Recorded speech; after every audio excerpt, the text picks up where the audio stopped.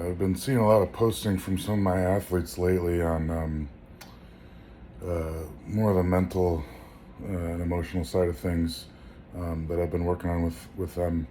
And so I just want to touch on that a little bit. Um, it is very much intentional. These people that you're seeing it with are professional athletes, and they are more than goal driven. Some of them are goal driven to the point where it's a fault or it gets in the way of normal enjoyments of life and self worth type shit. And it can get to the point where it's very extreme and detrimental to your well-being, both mentally and physically. Because if the mind's not right, you're going to start making decisions in your training and physical, tangible life that'll start to get affected. So I touched on this a little bit last week about specifically diet. Once the athlete has shown that they're in it and they're not going anywhere, it's not necessary for them to be thinking about that shit all the time, or to be associating falling off their diet plan with guilt or failing or that sort of thing. It's oftentimes, like Ben, for example, name someone who can eat better than him, who can stick to a training plan better than him. Name someone. You can't, because there isn't someone. He is the best in the world at that, at least one of them, and it can at least contend with the other best in the world at that. Where he lacks is the prioritizing and the periodization of his goal setting. There's no reason to be fixated that long. He is so good at pursuing goals that he can have his head up his ass and not be thinking about his goal, and he will be making decisions, every decision, to get to the goal. So there's no reason to waste energy and emotion, which directly impacts your physical ability to go in and get excited about lifting weights, directly impacts your motivation to want to eat, to go to bed at the right time, to actually be able to make use of those things if you do decide to go to bed at the right time and to get your food in. All of these things are directly affected by your emotional state. Your emotional state is going to accumulate just like any other fatigue type thing. It's going to get fucking worn down and beat up and needs its rest. So we're talking about these athletes that are more goal driven than anyone else in the world, and they also have just normal lives, relationships, jobs, that bullshit, just like everyone else. So, and on top of that, a lot of the times, these driven types of people put that same amount of thought and effort into their jobs and relationships. And so at the end of the day, you have a person who is, their brain and their heart, figuratively and literally, is going a fucking million miles a minute in a million different directions, just passionate and hungry as all hell for fucking everything. They're still human. They still shit the same way you and I do. There's nothing special about them other than this ridiculous fucking drive. And that can break a person. It can break a person over and over and over again. So really, kind of the idea behind all this is, figuring out the appropriate times that it's okay to go into that fixated mode, because it is helpful. It is a fucking tool. You guys see the way that I turn it on in the gym, and then you see the way how calm I am most of the time outside of the gym. That is 100% intentional. It's either, for me, that, or it's generally irritated and a little aggressive and fucking just all the time, as opposed to, okay, if that same amount of energy is going to be there all of the time, well, rather than just fucking sit there and so just slightly irritated but constantly that I'm just like unable to do anything and depressed, okay, well, let's separate it. Let's put all of that energy into where it belongs, right into the fucking bar. And if I put enough energy into that, I won't have it to spend outside of the gym, in my relationships, and my job, all that kind of stuff. So, and vice versa. Ben just gets done winning his pro card after being, one of the best pound for pound powerlifters of his time.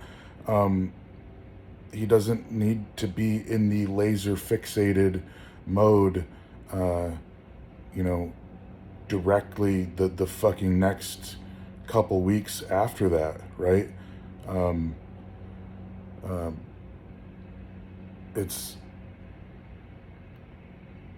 there's several reasons why that's not the time and why it's not appropriate. The most important is it's just not going to make you happy. It's not going to let you be happy.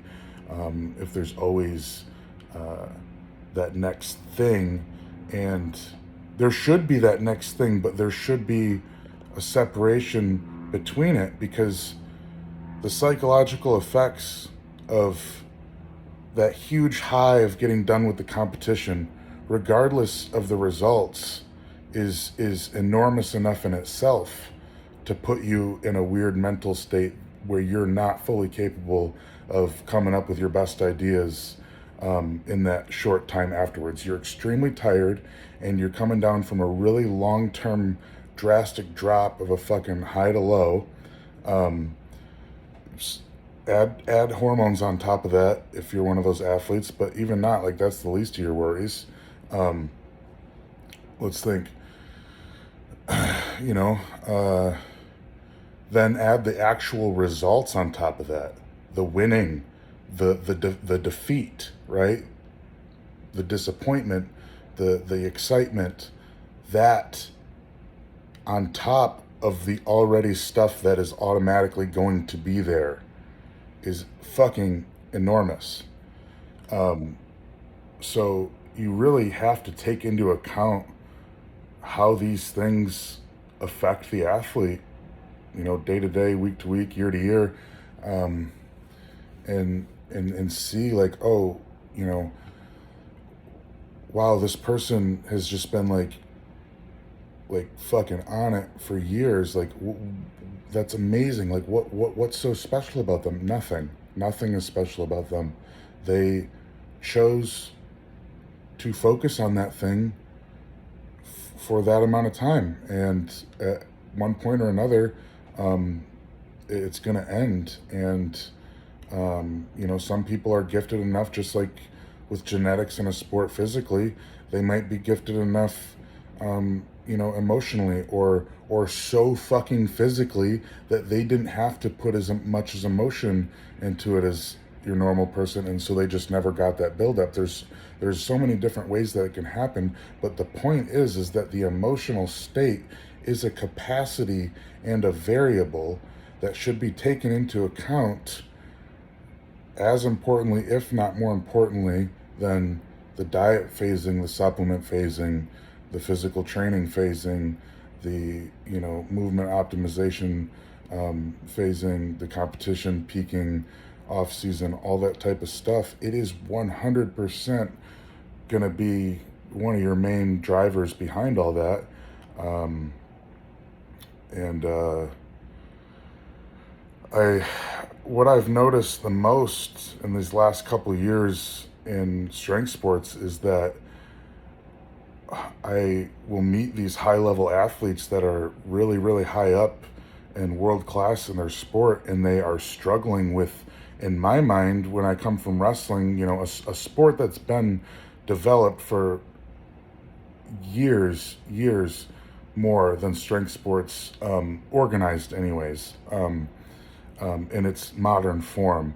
So there's a lot of advancements in the training from body to mind that are a little bit ahead than sports that have started to develop a little bit more recently. And so one of the things that I notice is that that is where strength sports is behind, is the emotional side, the goal setting side. We have these very, very high level athletes that are struggling with taking a year off to get their body right. And in my mind, I'm like, have you ever heard of a red shirt year? Have like that's a good thing. The more years that you can get with training and not competing and working towards your goal, um, the longer you're like, this is basic fucking common sense from any other fucking sport. Is just the whole idea of a red shirt year, the medical red shirt year, um, the the year abroad or whatever. Like, there's so many strategies that these college and other higher up world class professional sports will do to prolong you, to continue training until spending your competition years. Um, this is really, really an important takeaway that we need to have. If you're so worried, what are you worried about? Are you going somewhere? Are you not going to sign up for the contest and go kick ass when you're better? Or do you have somewhere to be? There's really no reason you should be worried. Like, and I fully understand. Like, those emotions should be there. It should hit you, but it's something that needs to be practiced, and you need to remind yourself with, you can implement tools. I'll write stuff down on the fucking wall right above my light switch so that I see it every time I pass through my door. Write stuff on fucking 5 different notepads. I'll set shit as the background of my phone so I see it. Like, whatever you have to do to make sure that your mind stays in the right path is what you need to do. Um, and let's look at Olympians. They wait 4 years for the one contest that matters, and they'll do it over and over and over again. And the greatest athletes of all times are the ones that have been to the Olympics 3 and 4 times. And it's like, holy fuck, if you think about that, that's a 16 to 20 year career that's started once they were an adult. So this whole idea of, oh no, what I think I should take a step back, but I'm not sure. Like, that 100% is athletic and emotional immaturity, both in yourself and in the sport as a whole. Okay, it's not that hurt. It's not common. People don't think like that at this high up of a level in other sports. And that's not a diss. I'm just providing a call out. I'm just saying this is where we need to get better. This is where we lack in as a sport, and this is going to be one of those things that once we can dial it in and we really evolve as a whole, we are going to see just the next fucking era of strength athletes, and it's going to be really, really, really cool. All right, that's all I have to say on that for now. A lot more coming on this. I'm still learning a ton. This is just kind of what I'm working on right now and just starting to implement. So there's a lot more coming, kind of going in this direction. So stay tuned. Thanks everyone for the support and watching.